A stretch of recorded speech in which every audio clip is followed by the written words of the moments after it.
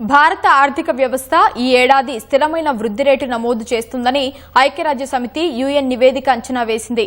ఈ ఏడాదిలో భారత ఆర్థిక వృద్ధి రేటు 6.4% ఉంటుందని ఐరాసాకు చెందిన economic and social survey of Asia and the Pacific 2026 నివేదిక వెల్లడించింది.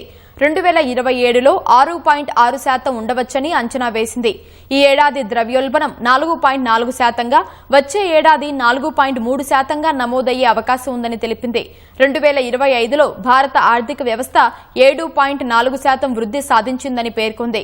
గ్రామీణ ఆర్థిక వ్యవస్థలో వినియోగం పెరగడం, జీఎస్టీ రేట్లు తగ్గింపు, అమెరికా సుంకాలు అమల్లోకి రాకముందే ఎగుమతులను వేగవంతం చేయడం నిర్ణయాలు ఈ వృద్ధికి ప్రధాన కారణాలని నివేదిక తెలిపింది. భౌగోళిక రాజకీయ అనిశ్చితి ఉన్నప్పటికీ భారత్ దాదాపు $50 బిలియన్ గ్రీన్ ఫీల్డ్ పెట్టుబడులను ఆకర్షించి ఆసియా పసిఫిక్ ప్రాంతంలో అగ్రస్థానంలో నిలిచిందని వివరించింది. పర్యావరణ హితమైన ఆర్థిక వ్యవస్థ వైపు మళ్లడంలో భారత్ ముందంజలో ఉందని ఐరాస నివేదిక కొనియాడింది.